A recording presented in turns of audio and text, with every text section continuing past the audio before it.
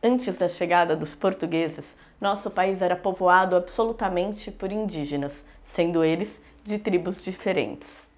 Na tentativa de escravizá-los, muitas dessas tribos foram dizimadas pelos portugueses, enquanto outras escapavam para regiões de difícil acesso na mata.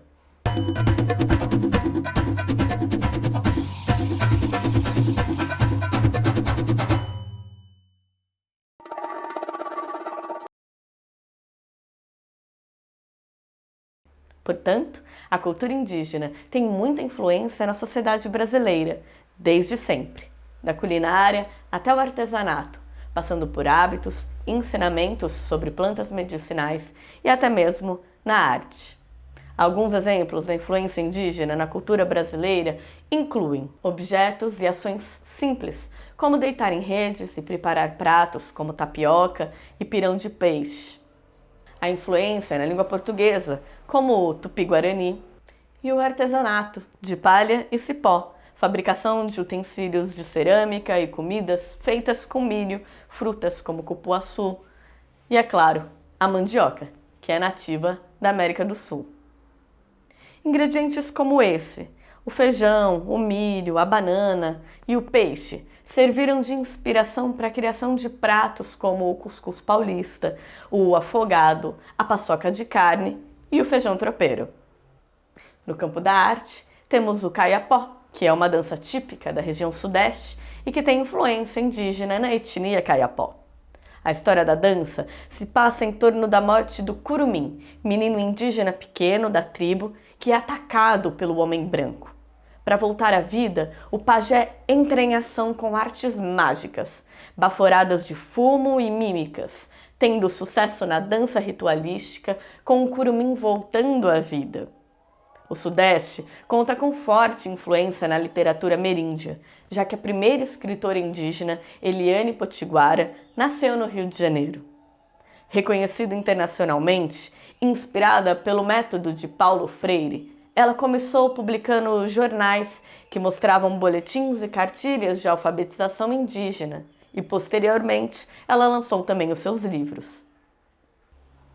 Podemos destacar também outro autor, como o Cacau Erá, que tem pais da etnia tapuia e nasceu na cidade de São Paulo. Há autores literários que têm seus trabalhos mais voltados para o público não indígena, e há quem os faça mais voltados para o público indígena. O tupi, que foi uma língua muito falada no Brasil pré-colonial, é a língua indígena que mais contribuiu para o vocabulário português brasileiro. Cerca de 80% das palavras que nomeiam as plantas e bichos brasileiros são oriundos do Tupinambá, o mais conhecido idioma nacional nativo. Aliás, o tronco tupi é um dos grandes agrupamentos linguísticos do Brasil.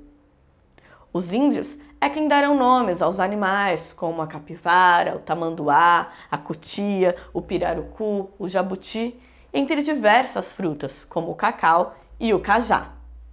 Em nossa região metropolitana, especificamente a oeste da Grande São Paulo, não é diferente. A cidade de Jandira, por exemplo, leva o nome Tupi e significa favo de mel. Outras cidades, como Carapicuíba, têm o nome de peixe, cará comprido, que não pode servir para ser comido, venenoso como baiacu.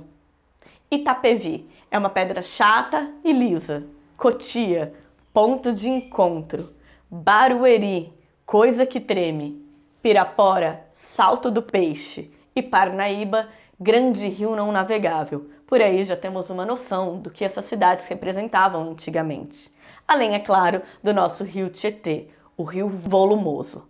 Mesmo depois de os povos indígenas terem passado pelo processo de conquista e extermínio, eles nos deixaram diversas práticas culturais, inclusive referências nas lutas por direitos à diversidade e à terra. Nas últimas décadas, a ideia de aculturação dos índios cedeu espaço à noção de que os povos indígenas têm direito à posse de suas terras e à preservação de sua cultura.